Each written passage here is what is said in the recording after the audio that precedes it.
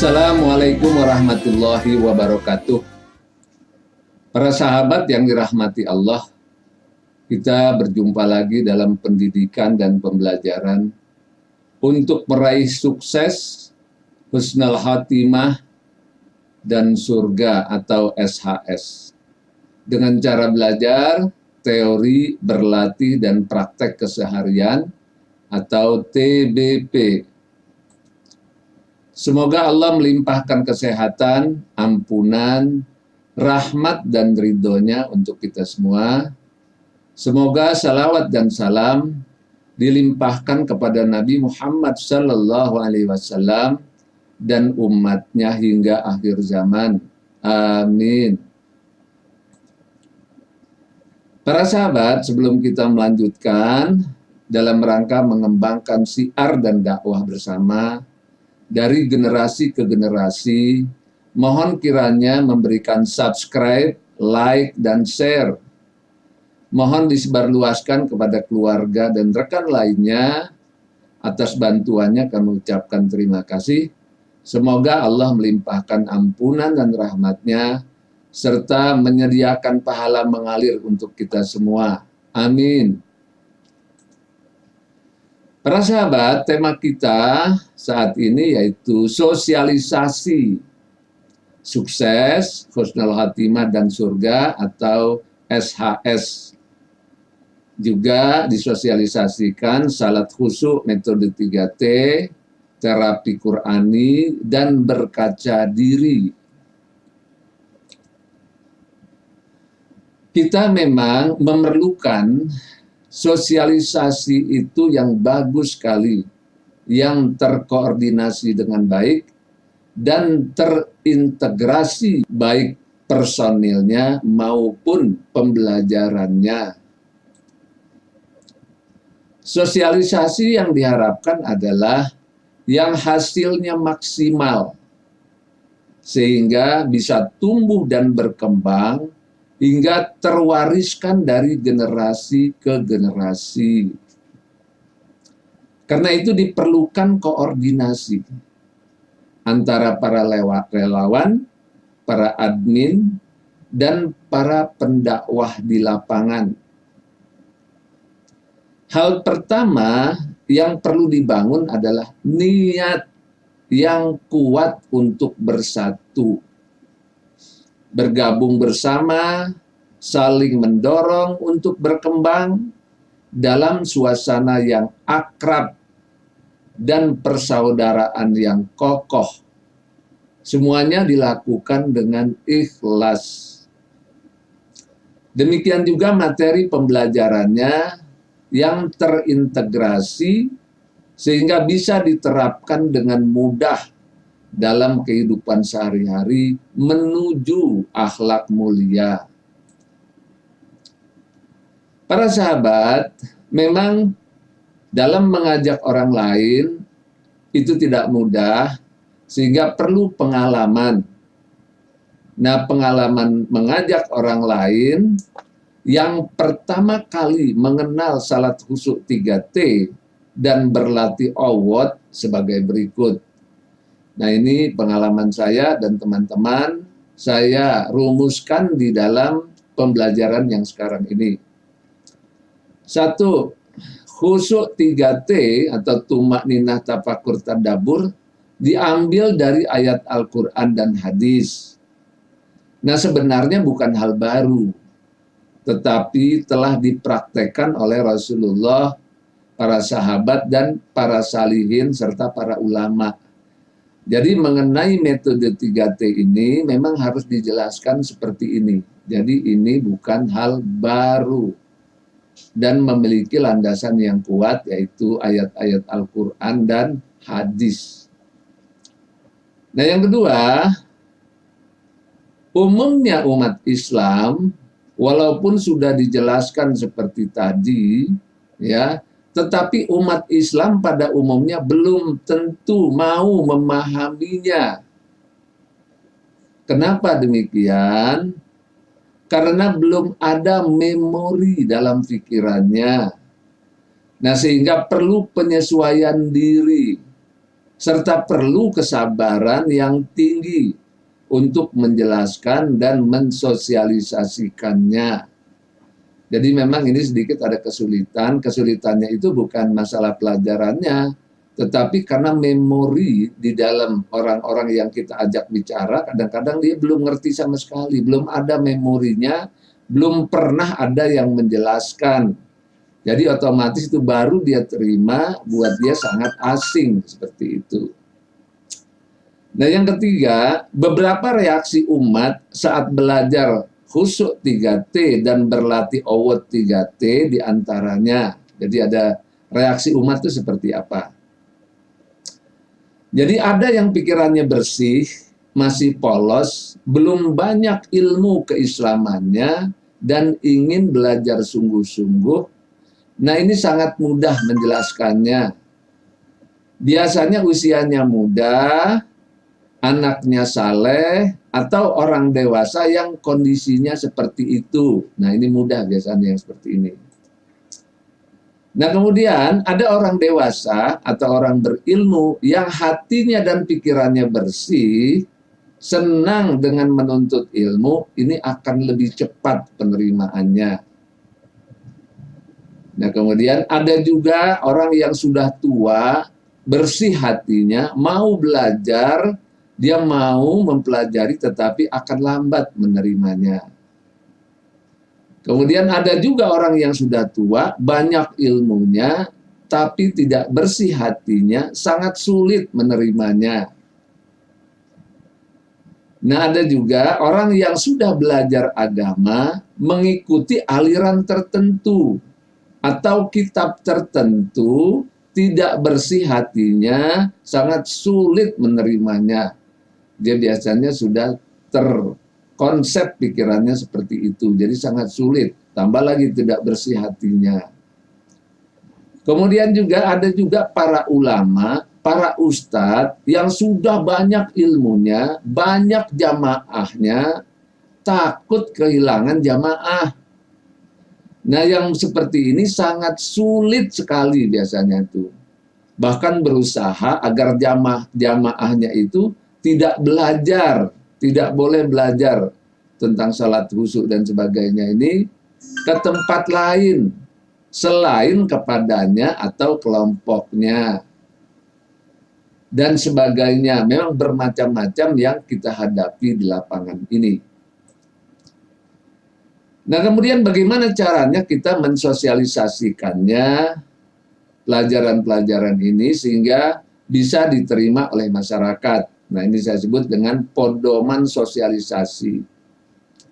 Sebelum memberikan informasi kepada orang lain tentang Khusyuk 3T maupun Awad 3T, beberapa hal yang perlu diperhatikan. Jadi memang ini juga pada saat kita ingin sosialisasikan, kita juga perlu memperhatikan beberapa hal di bawah ini. Karena kalau salah langkah, maka hasilnya kurang bagus. Yang pertama, perhatikan keadaannya. Yang akan kita ajak bicara, diperhatikan dulu keadaannya. Apakah sedang susah, atau keadaan senang, atau keadaan sibuk, atau keadaan santai. Lihat dulu. Nah kemudian kita perhatikan lagi latar belakang pendidikannya. Apakah sekolah tinggi, apakah sekolah rendah, atau punya latar belakang yang lainnya. Yang ketiga, perhatikan latar belajar agamanya. Apakah memiliki aliran tertentu, pendapat tertentu dalam pikirannya, apakah kelompok tertentu. Nah, karena cara-cara ini akan mempengaruhi keberhasilan kita dalam mensosialisasi. Yang keempat, perhatikan sifatnya. Apakah egois, menerima pandangan orang lain, bersih hati, kotor hati, sombong, maunya sendiri, tidak perlu orang, tidak peduli kepada orang lain, dan sebagainya. Nah, kemudian yang kelima, kita coba bisa menyelami kondisi orang yang akan diajak bicara itu. Jadi ini kita selami dulu. berusaha menyesuaikan diri dengan kondisi mereka. Jadi bukan kita yang ngotot memaksakan dia, enggak. Tetapi kita menyesuaikan dengan kondisi dia. Baru setelah itu mulailah berbicara dengan memberi perhatian pada apa yang disukainya. Jadi ngobrol dulu, cerita dulu apa sih yang disukainya. Kalau perlu memujinya, bercerita tentang yang disenanginya. Apabila sudah akrab, nah baru menjelaskan sesuai yang mereka perlukan. Nah itu juga dibatasi. Jadi udah mereka terbuka juga, apa sih yang kira-kira yang diperlukan oleh dia. Nah itu kita mesti perhatikan juga. Dia menjelaskannya juga tidak berlebihan. Karena lain kali bisa diulang sesuai keperluannya. Usahakan tidak menggurui atau menyalahkan. Nah, yang lain-lainnya sesuai dengan keadaan saat itu. Yang keenam, berbicaralah sesuai dengan skala prioritas. Yang mana dulu yang paling diperlukan? Yang mana dulu yang lebih diperlukan? Apakah berkaca diri, terapi Qur'ani, atau salat khusyuk? Demikian juga dengan sosialisasi di masjid, tawarkan yang sesuai keinginan pengurus. Nah, para sahabat sekalian, memang tidak mudah di dalam sosialisasi. Nah, sehingga ini memerlukan kejernihan berpikir, pengalaman di dalam sosialisasi, itulah bagian dari ilmu yang paling berharga untuk kita. Memang di tempat kita, ada relawan-relawan yang memang bersedia memberikan sumbangsi pemikirannya, tenaganya, karena memang ini sangat diperlukan relawan-relawan. Nah, sehingga para relawan ini juga bisa berkumpul dan melakukan kegiatannya. Nah, beberapa kegiatan yang perlu dilakukan agar lebih memberi manfaat bagi diri dan umat, sehingga memaksimalkan perolehan pahala mengalir sebagai berikut. 1. Selalu mengingatkan diri agar memelihara niat yang ikhlas dalam berkontribusi kepada umat. Memelihara silaturahim serta menjaga hubungan harmonis dengan sesama relawan. Nah, ini memang para relawan supaya hasilnya bagus, itu nomor 1. Nomor 2, selalu bersemangat memberi yang terbaik dengan sepenuh hati dalam melayani umat.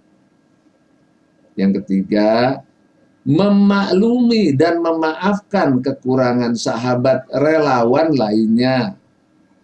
Nah, dengan begini kita memaklumi dengan memaafkan kekurangan sahabat kita relawan lainnya, jadi tidak ada perselisihan. Karena kita bisa memaafkannya, kita bisa memakluminya, kita bisa berdialog dengan lega hati, lapang hati karena banyak memaafkan dan memaklumi.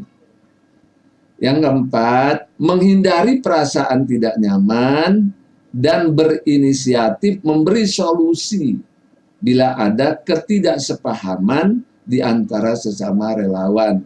Jadi biasanya suka selisih paham, selisih pandangan. Nah, ini perasaan nggak enaknya harus kita hilangkan.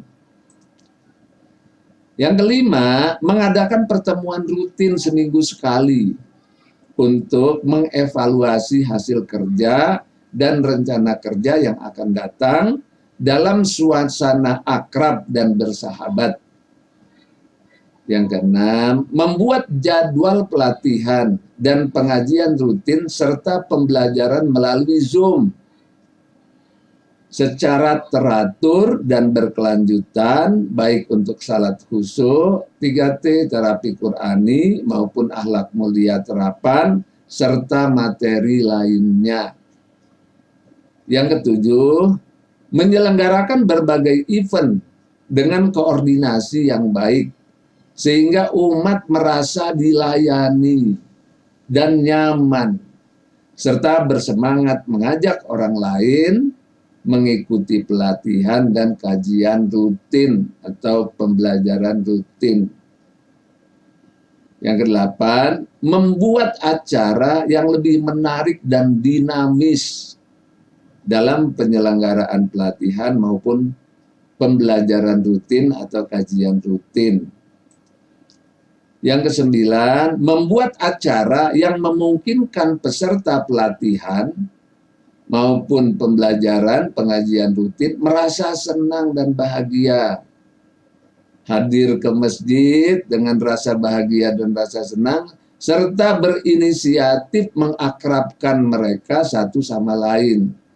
Jadi kalau di masjid itu biasanya nggak saling kenal, kita yang berusaha saling bisa memperkenalkan satu sama lain.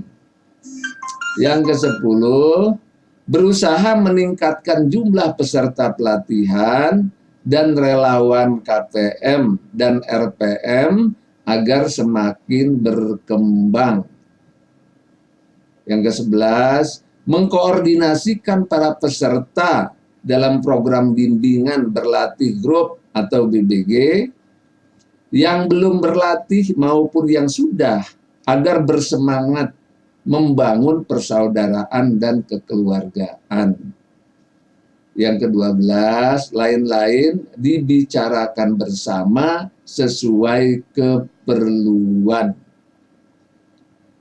Yaitu dulu para sahabat tentang lika-liku sosialisasi serta pandangan-pandangan. Nah, sehingga dengan begitu kita bisa melaksanakan sosialisasi dengan tertib, dengan hasil maksimal, dan kita bisa tumbuh berkembang dari generasi ke generasi. Assalamualaikum warahmatullahi wabarakatuh.